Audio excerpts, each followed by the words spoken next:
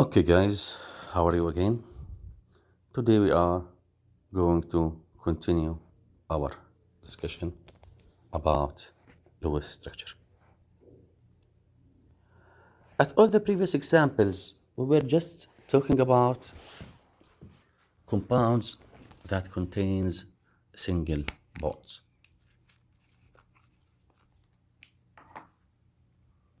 But what if we have a case that the number of electrons available are finished, but we still have atoms that is still not stable because there is no 8 electrons around it and it must fit the octet rule.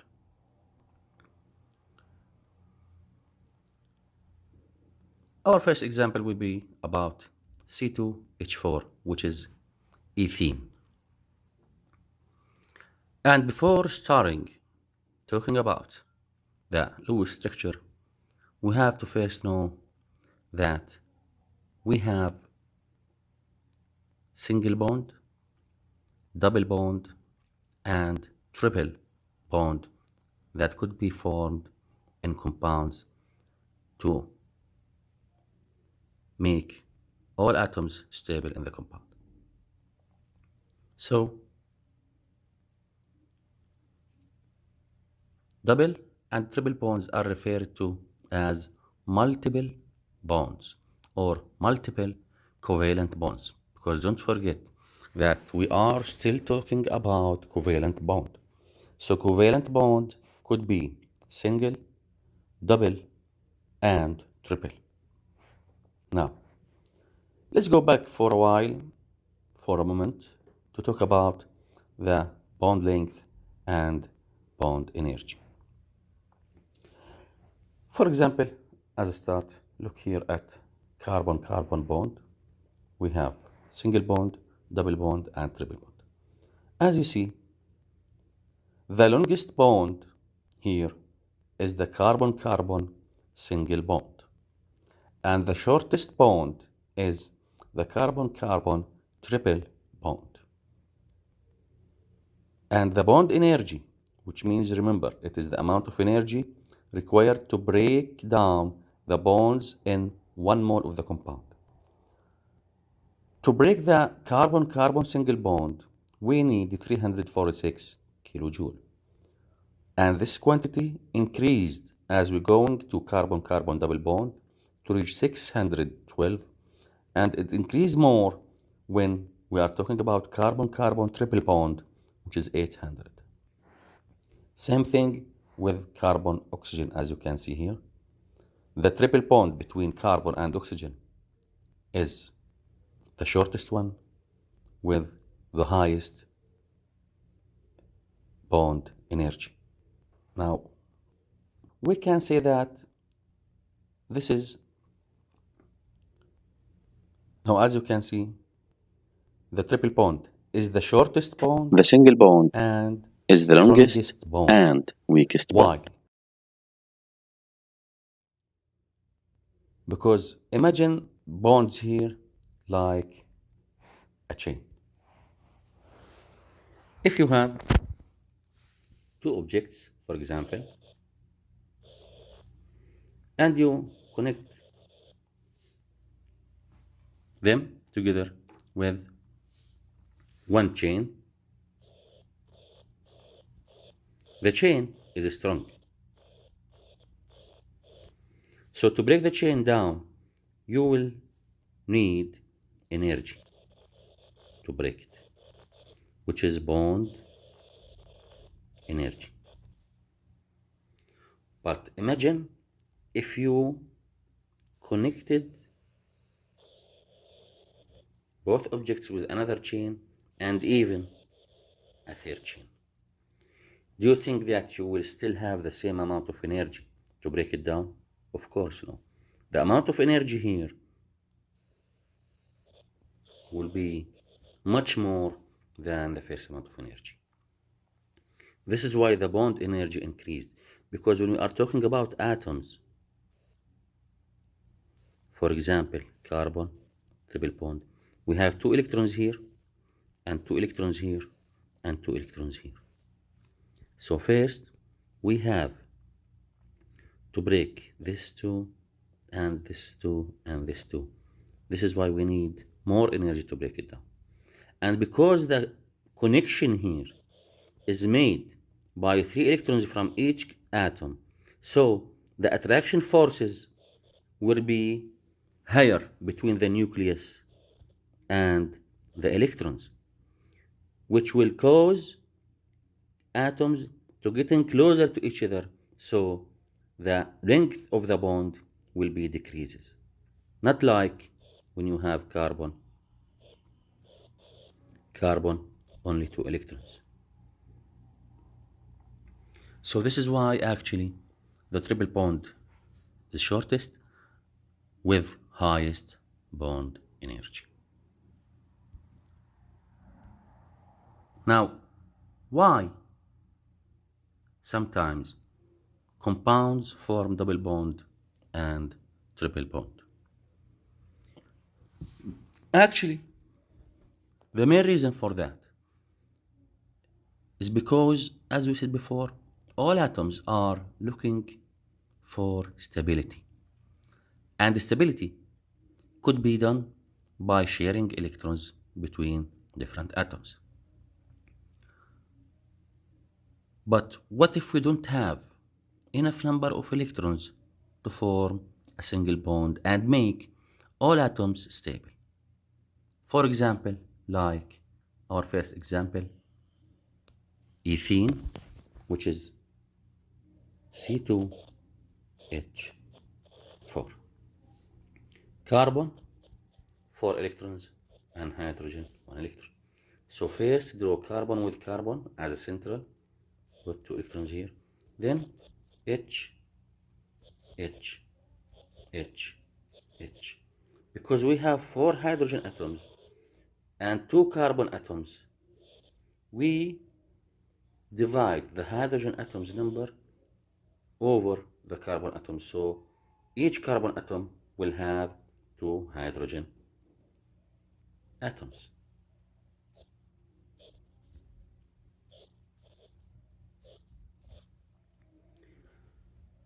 So far we have 4 electrons of carbon times 2, which is 8, and we have 1 electron or 4 hydrogen atoms times 1, which is 4. So we have 12 electrons, valence electrons available. So now we have used 2, 4, 6, 8, and 12. 2, 4, 6, 8, 10. So minus 10 electrons, we have 2 electrons. Now, where we should put these 2 electrons? Of course, you have to know that we can't draw 1 electron for each. So, C, C, H, H, H, H. Now, assume that we put 2 electrons here. Now, this carbon atom is stable because it contains 8 electrons around, while this carbon atom is non-stable because it contains 2, 4, 6 electrons only. So we move these 2 electrons to make another bond between carbon and carbon to have carbon double bond carbon H, H, H, H. We form double bond to form ethene. Now, all atoms here are stable. Hydrogen contains 2 electrons. Fill. Hydrogen contains 2 electrons because, as you know, it contains only 1 s orbital, so 4, and we have 4 electrons here, so the total is 8. What about For example,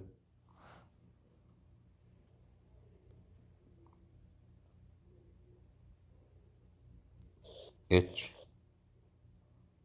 S, N.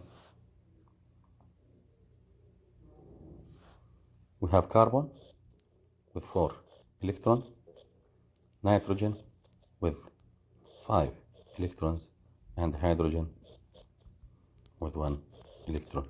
So the total is 10 electrons. Because we have carbon, so carbon will be the central atom, then nitrogen, H. We draw electrons here and here. So we have used so far 4 electrons, so we still have 6 electrons. Now,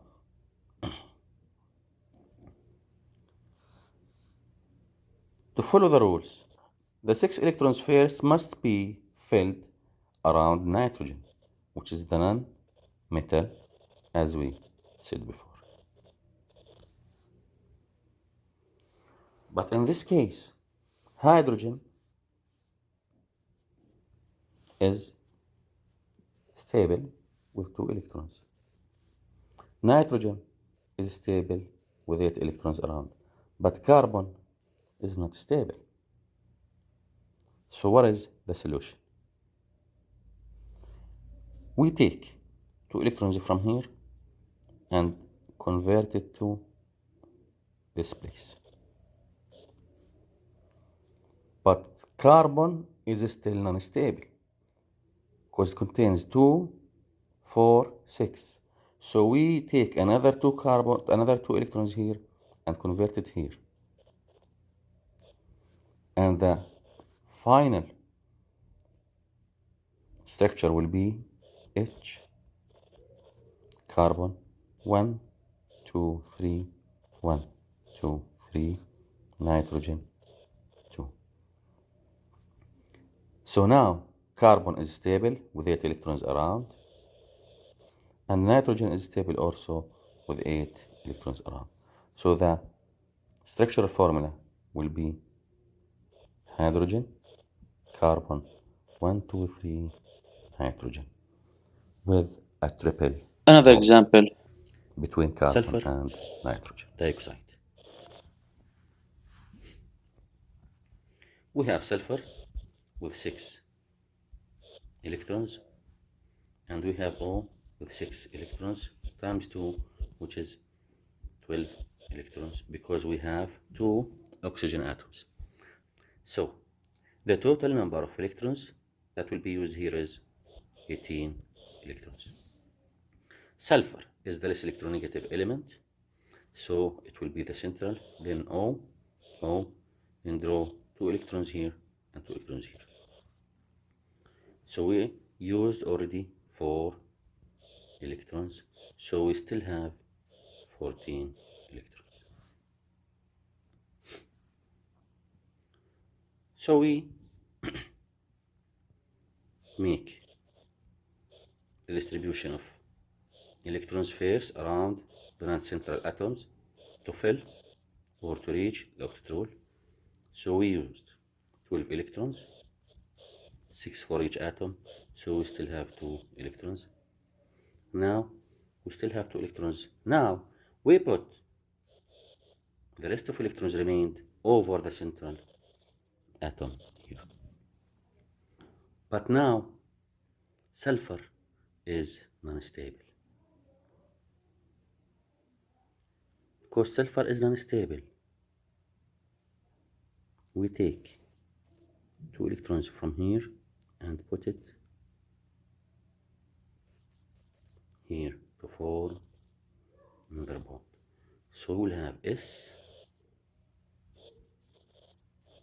O, and 2 here with 2 here, and oxygen will have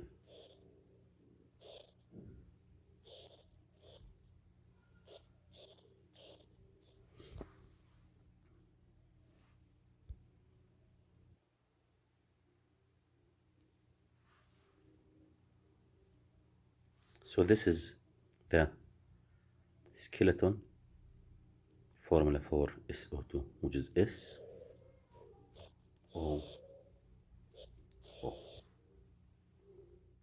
Now,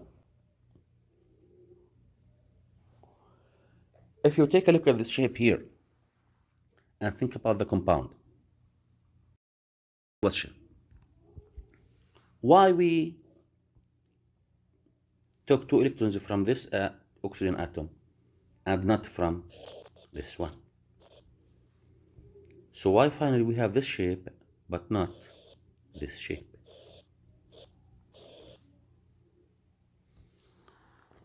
Actually, we could have both this one and this one. And this alternative shapes called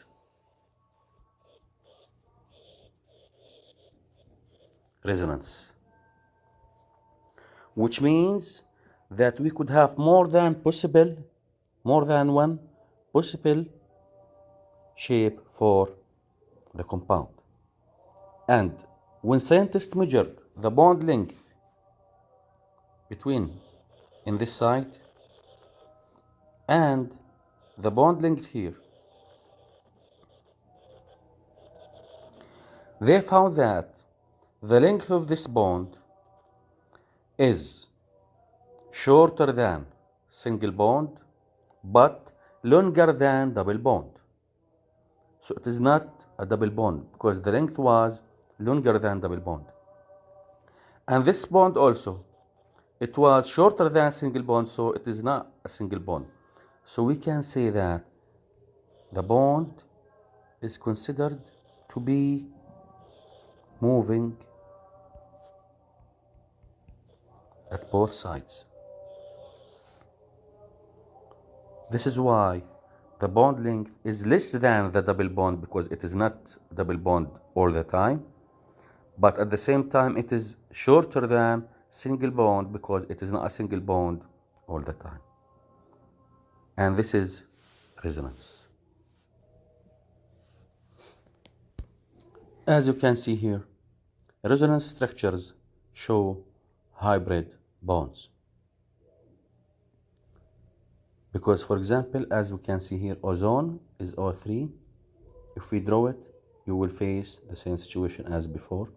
So the double bond could be located at the left side or at the right side,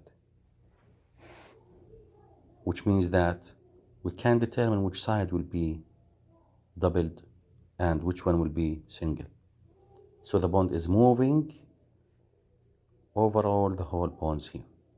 So resonance refers to bonding in molecules or ions that cannot be correctly represented by single Lewis structure. But actually we have 2 or even 3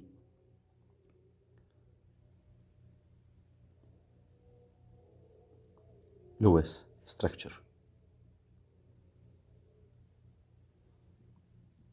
Finally, some compounds are networks of bonded atoms, which means that the covalent compound that you have read about so far consists of many identical molecules held together by forces.